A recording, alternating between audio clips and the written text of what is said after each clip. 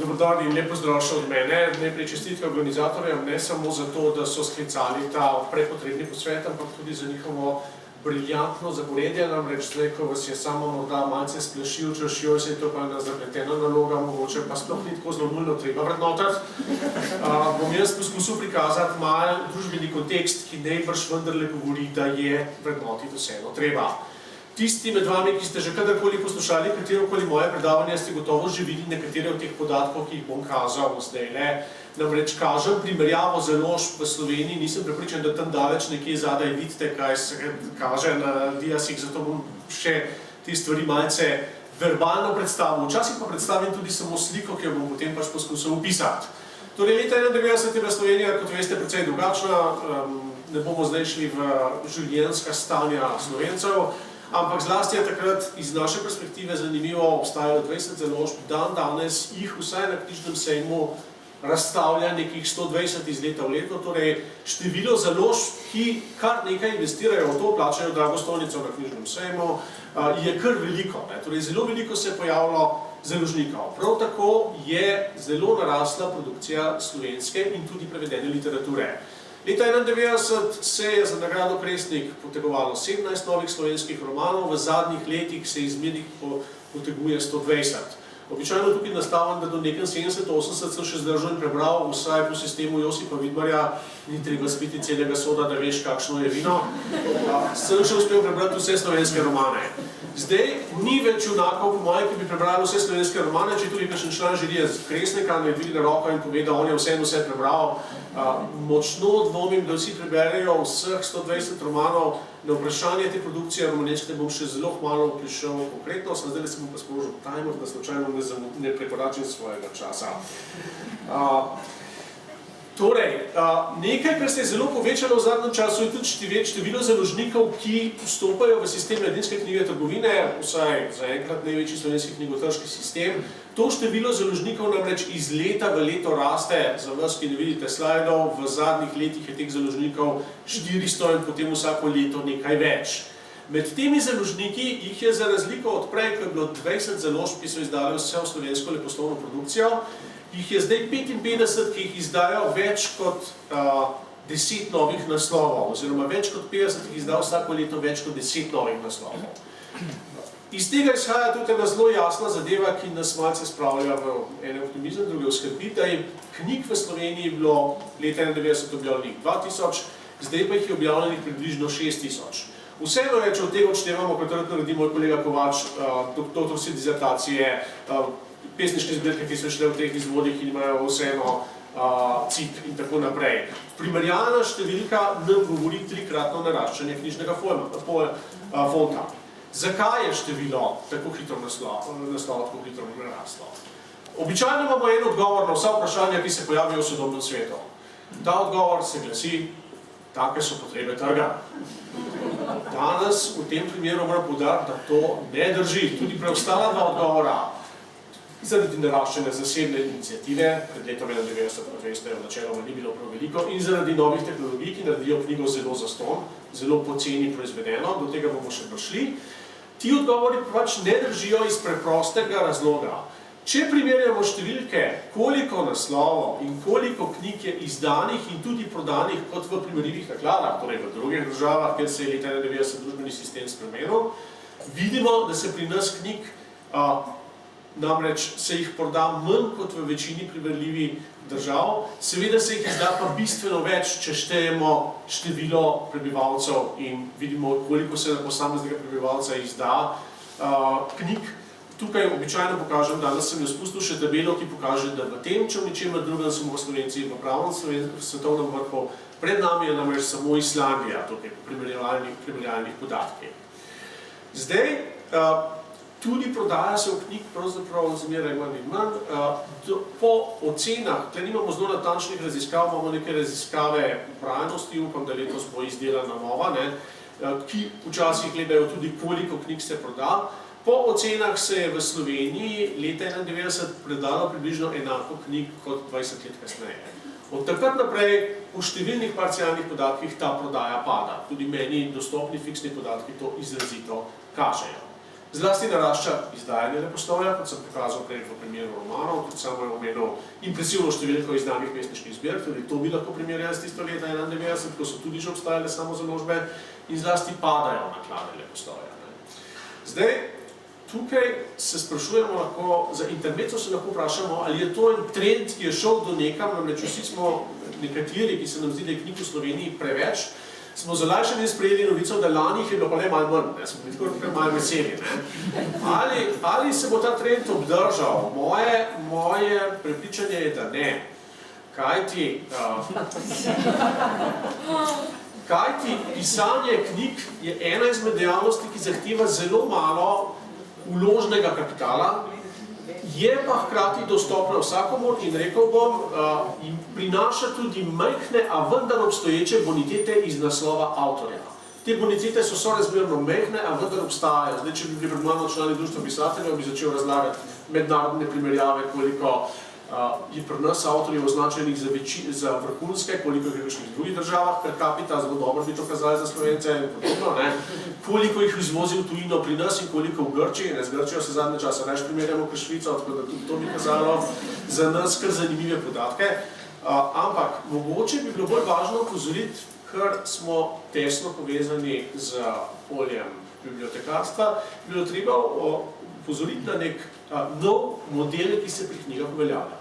Včasih se jih izbiralo za objavo pred objavo, danes se jih za neko uveljavitev vse bolj izbira po objavi. Torej, zmeraj manj je selekcije v tako imenovani vstopni točki. Zmeraj manj je selekcije, kar najbrž velja tudi za knjižnično nabavo, za nabavo knjižničnega gradiva.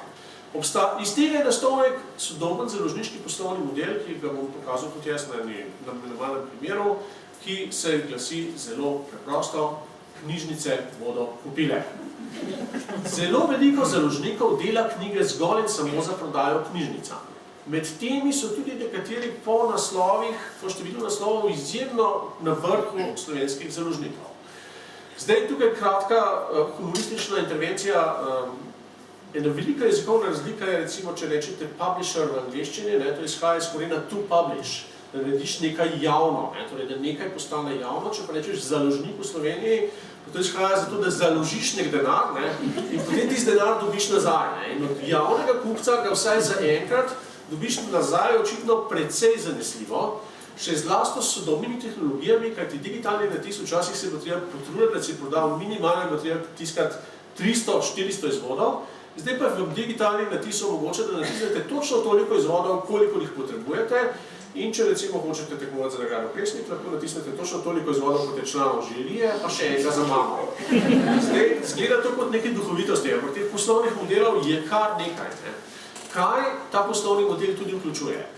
Vključuje izločanje avtorskega dela iz stroškovnika, žal pa, in to je mogoče še bolj zaskrbljujoče, izloča tudi recimo uredniško, lektorsko in podobno delo. Veliko govorimo o prekernem delu, mislim, da danes lahko govorimo, da veliko slovenskih knjižnih izdaj v Sloveniji in ta številka narašča in bo nekaj še narašča, tako imenovanih prekernih izdaj. Definicija prekernega dela je tudi tisto, da prosiš, da imaš delo, tako da nekako si pripravljen na karkoli. Tukaj je zelo veliko teh tovrstnih poslovnih primerov. Tole sem preslikal z neke knjige, ki sem jo našel tukaj v pritličju, oglas na zadnji strani. Založba, malo sem posegel not z grafičnimi elementi, da nekaj delal reklame, založba, opišite svojo založbo.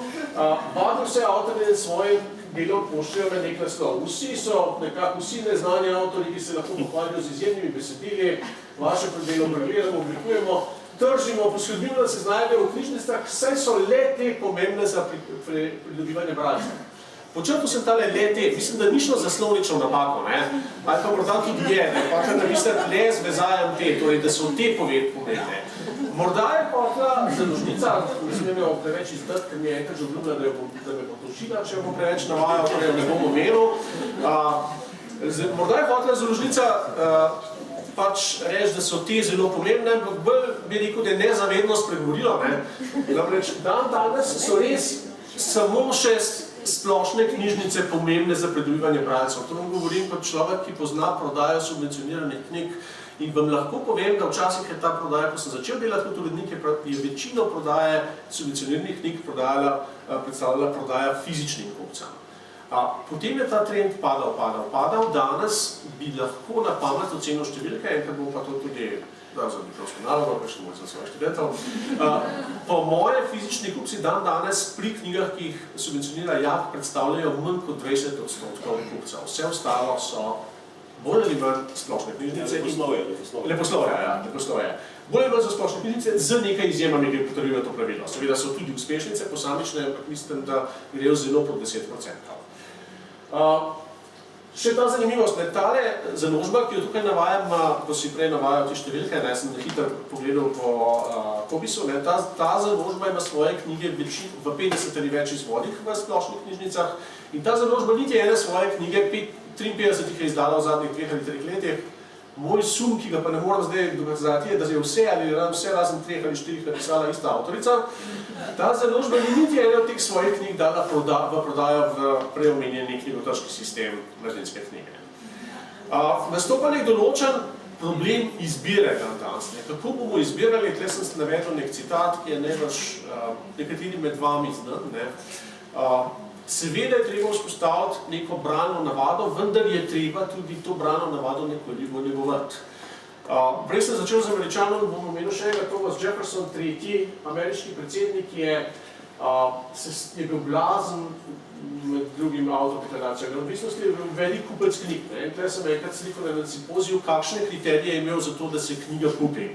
Veliko teh kriterijev bom zelo skrajšal uporabnik še danes. Kako je knjiga natisnjena, je avtor zanesljiv, je prevajalec zanesljiv, kakšna je kvaliteta in tako naprej. Skratka, ti kriteriji kvalitete so nekaj, kar je obstajalo od nekdaj, celo v časih, ko je premožen človek lahko kupil še skoraj da vse knjige, ki so izhajale, kar je bilo včasih seveda mogoče.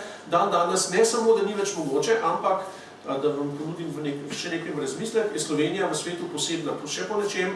Po celem svetu kupovanje knjig narašča glede na prihodke prebivalcev, razumljivo več, ko imajo ljudje denarja, več knjig kupijo.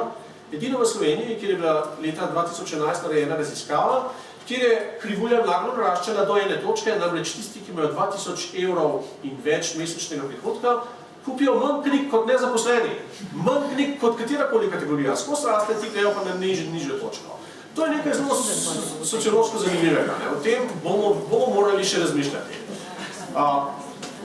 Obstaja tako zelo splošno mnenje v Sloveniji, da trg zmeraj izbira prav. Jaz bi enega žanrskega avtorja dal v misel, ki je rekel, da imamo danes zelo veliko argumentiramo svoje zelo čudne stališča s tem, da je moja nevednost enako vredna kot vaše znanje.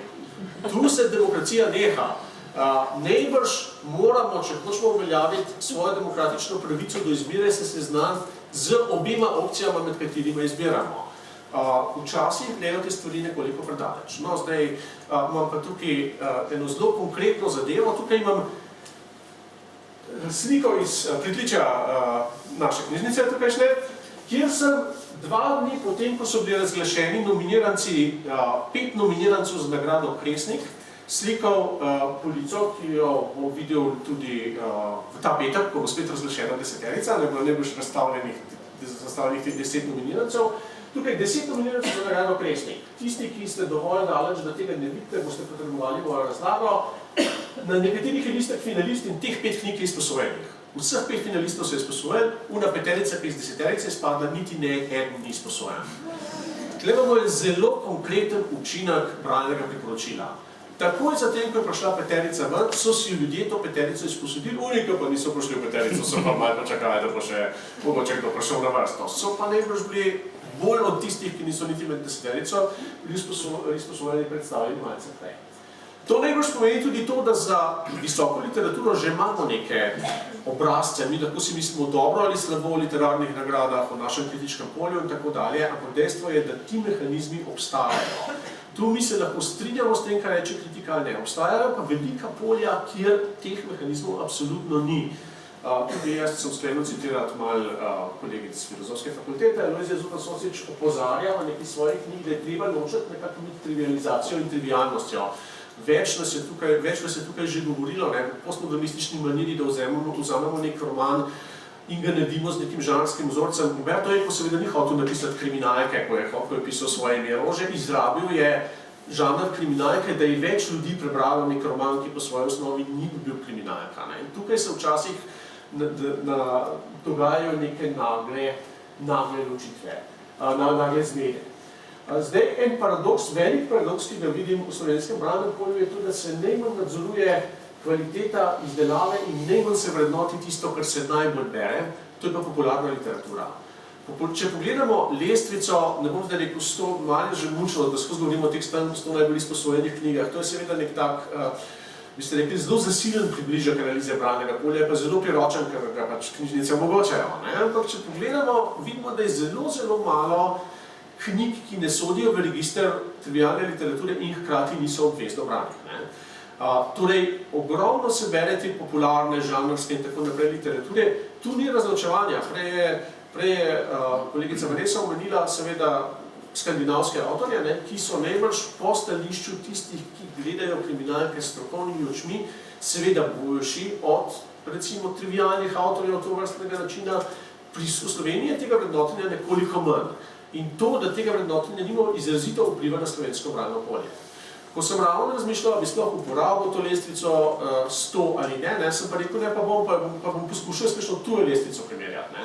Primerjal sem jo z britansko lestvico iz leta 2011 in tam se je pokazala ena zelo zanimiva razlika. Najbrž veste, ali pa morda ne veste, bom jaz povedal, v Veliki Britaniji se prevede 2 do 3% literature, vse ostalo je napisano v angleščini. V Sloveniji se približno pol literature ta hip prevede v angleščini, v leta 2011 je pa še nekoliko več. Kljub temu je, ko izločimo obvezno branje, v letu 2011 bila od slovenskih avtorjev samo ena knjiga na tej lestvici in to je bila Vojnovićeva knjiga Čefurji ras. Na britanski lestvici so bile 4 prevedene knjige, 3 knjige Stiga Larsona in ena Joya Nesboja.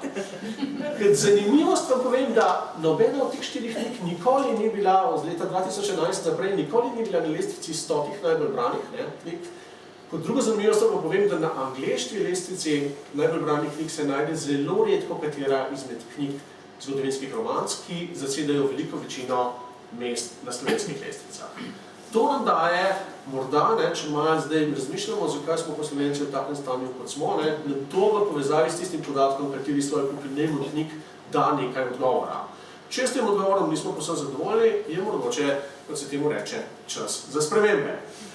Kako pridemo do sprememb? Vsak problem napol rešimo, če ga prepoznamo. Razumem tole tukajšnje zborovanje kot začetek reševanja tega problema. Rekel bi, da so priročniki za branje kakovostnega mladinskega leposlovja dali zelo dober zgled in predlagal bi, kot je že samo rekel, ne bomo mogli vse naenkrat, morda bi bilo treba začeti ravno s tistim, kar je najmanj vrednoteno in najbolj brano. Torej, mogoče je tukaj neka priložnost. Rekel bi tudi, da je zelo fino to, da so se v primeru teh priročnikov se tukaj izrekajo kvalificirani predstavniki, torej nesleherniki, zelo različnih dejavnikov v tem komunikacijskem krogu knjige. Torej, da se nekako vzpostavi neka skupnost bralcev, nekoliko težav bo, kot sva samo preklemljala v odmoru, v tem, da resnih recenzentov velike večine žanrskih del v Sloveniji pravzaprav skoraj da ni, ampak pri nekaterih delih zato so nastavki in najbrž se stvar čez čas tudi razvije.